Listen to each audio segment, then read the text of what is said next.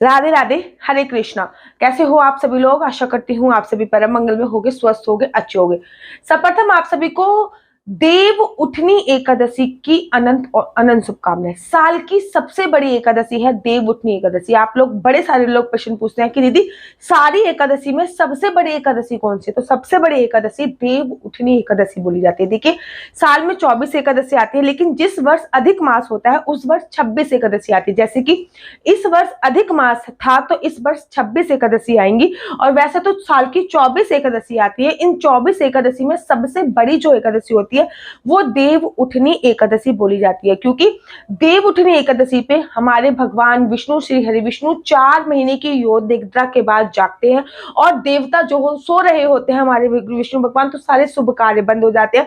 जब विष्णु भगवान जागते हैं तो सभी शुभ कार्य प्रारंभ हो जाते हैं, जैसे कि शादी, विवाह, मुंडन इत्यादि संस्कार, सभी शुभ कार्य इस टाइम पे प्रारंभ हो जाएंगे, क्योंकि ये देव उठ चुके होंगे, अर्थात भगवान अपनी योग निद्रा से जाग जाते हैं। जब भगवान अपनी योग निद्रा में होते हैं तो धरती का जो कारोबार होता है, धरती का जो कार्य संभालते हैं वो भगवान शिव संभालते हैं। लेकिन अब जब देव उठ जाएंगे तो भगवान अपना कार्य स्वतः ही संभालेंगे, अर्थात भगवान विष्णु अपना कार्य स्वतः ही संभालेंगे। तो देव उठनी एकादशी साल की सबसे बड़ी एकादशी है। अगर आप एकादशी का नया व्रत प्रारंभ करने की सोच रहे हैं तो इस एकादशी से एकादशी का नया व्रत प्रारंभ कीजिए। अगर आप नए लड्डू गोपाल लाने की सोच रहे हैं तो इस एकादशी पर नए लड्डू गोपाल लेके आइए। अगर आप नई राधा रानी को लाने की सोच रहे हैं तो इस एकादशी पर अपनी नई राधा रानी को लेकर जरूर और जरूर आइए। तो चलिए, अभी मैं आपको बताती हूँ कि देव उठनी एकादशी कब है। मैंने पंचांग देखकर पूरा मुहूर्त निकाल लिया है कि देव उठनी एकादशी कब से है, कब से प्रारंभ है, कब से नहीं है। सारी जानकारी मैं आपको इस वीडियो के माध्यम से देने वाली हूँ। तो देखिए, देव उठनी जो एकादशी है उसका जो प्रारंभ हो रहा है वो 22 तारीख से हो रहा है। विशेषकर ध्यान दीजिए कि देव उठनी एकादशी का जो प्रारंभ हो रहा है वो 22 तारीख से रात को 11 बजे से हो रहा है। वैसे तो 11:03 से हो रहा है, लेकिन लगभग आप 22 तारीख को 11 बजे से मान लीजिए, रात को 22 तारीख को 11 बजे से हो रहा है।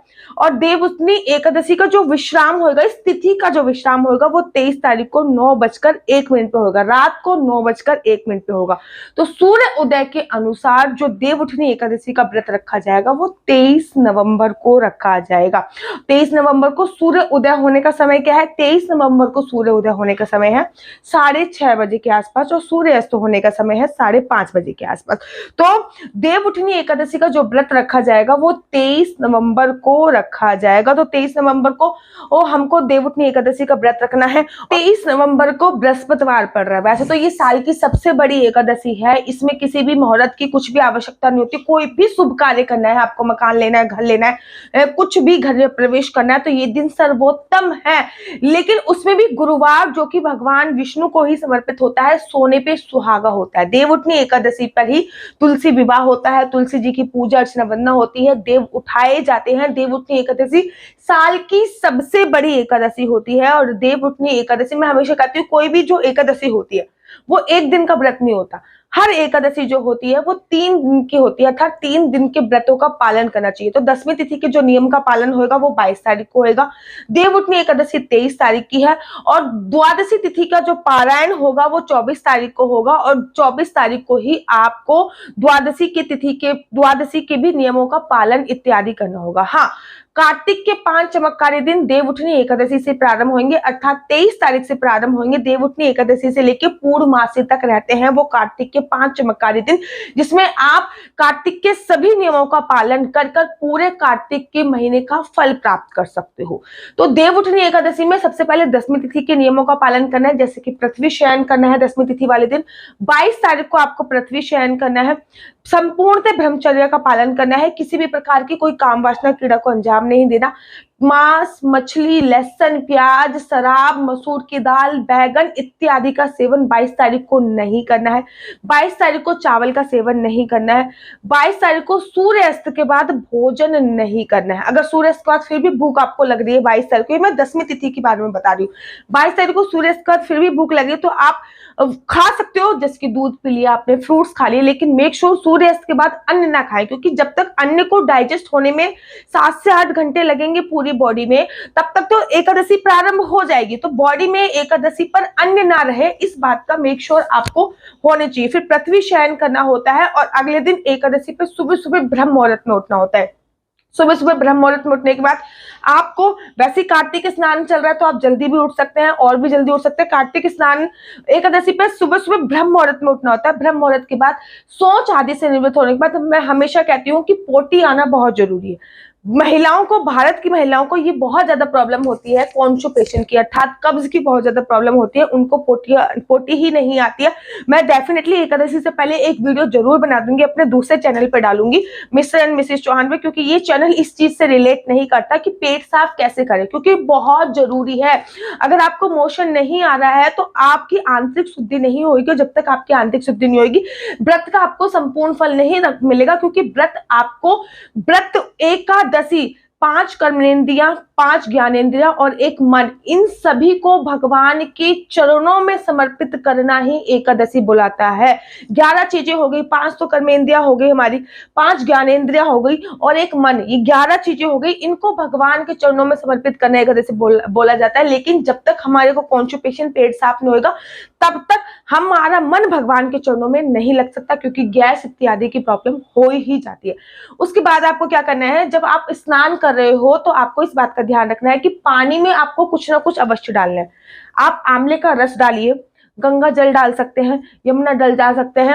अगर ये सारी चीजें आपके पास उपलब्ध है, जैसे कि मेरे पास एक ऐसा जल है जिसमें 5 नदियों का जल मिला हुआ है, तो मैं वो डालती हूँ, आंवले का रस डालती हूँ, दूध डालती हूँ, नींबू डालती हूँ, नींबू का रस डालती हूँ। ये सारी चीजें, क्योंकि बहुत बड़ी एकादशी है, ये सारी चीजें डाल के भी आप स्नान कर सकते हो, और उसके बाद आप तिल भी डाल सकते हो, और उसके बाद आप स्नान कर सकते हो। स्नान करने में से पहले जब आप वो कोलगेट करते हो तो आपको कुछ बातों का ध्यान रखना है। या तो घर पे बना हुआ नेचुरल कोलगेट का उपयोग कीजिए, जो लौंग से और इलायची से बनाया जाता है, उसका उपयोग कीजिए। नहीं तो फिर आप मुख की शुद्धि करने के लिए शास्त्रों में वर्णन है कि आपकी ये अंजलि होती है, अंजलि में आपको पानी भरना है, ऐसे करना है 12 बार।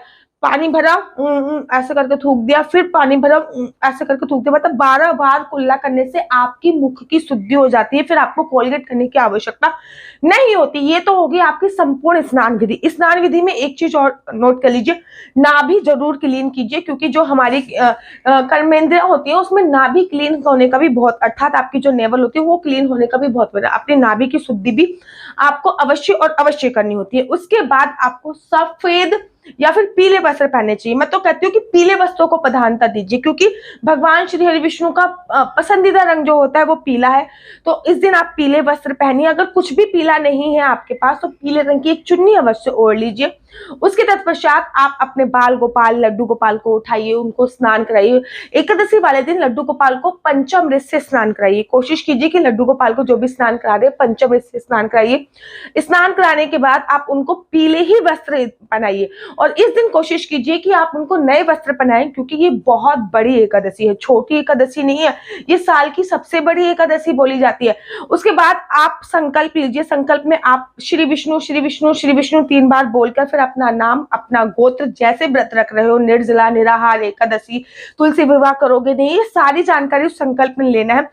संकल्प के बाद एकादशी के व्रत की कथा पढ़िए। तुलसी जाके, बृहस्पतिवार है, डेफिनेटली तुलसी पे दीप प्रज्वलित कर दीजिए, तुलसी पे जल चढ़ा दीजिए। क्या एकादशी पे तुलसी पे जल चढ़ता है? डेफिनेटली एकादशी पे तुलसी पे जल चढ़ाया जाता है। तुलसी पे जल चढ़ा दीजिए, तुलसी की परिक्रमा कर लीजिए, क्योंकि आज शाम को तुलसी विवाह भी होगा और आप लोग देव भी उठाएंगे। फिर पूरे दिन किसी की निंदा नहीं करनी है, पूरे दिन किसी की चुगली इत्यादि नहीं करनी है, संपूर्ण चुगली इत्यादि नहीं करनी। आपको पूरे दिन सोना नहीं है, और शाम को फिर आपको देवताओं को उठाना है। उसके लिए मैं अलग से वीडियो बनाऊंगी कि देवताओं को कैसे उठाया जाता है, देव उठनी पे देवता उठाने का प्रोसीजर क्या होता है, तुलसी विवाह कैसे कराया जाता है, और तुलसी जी की इस दिन विशेष पूजा अर्चना वंदना कैसे होती है। अपने बाल गोपाल, लड्डू गोपाल के साथ के तुलसी विवाह करा सकते हैं, शालिग्राम जी के साथ के तुलसी विवाह करा सकते हैं। तुलसी जी को इस दिन क्या क्या भेंट स्वरूप देना चाहिए, इसके वीडियो में अलग बनाऊंगी। लेकिन देव उठनी एकादशी से 5 दिन के कार्तिक के नियम भी चालू होते हैं, आप वो भी कर सकते हो।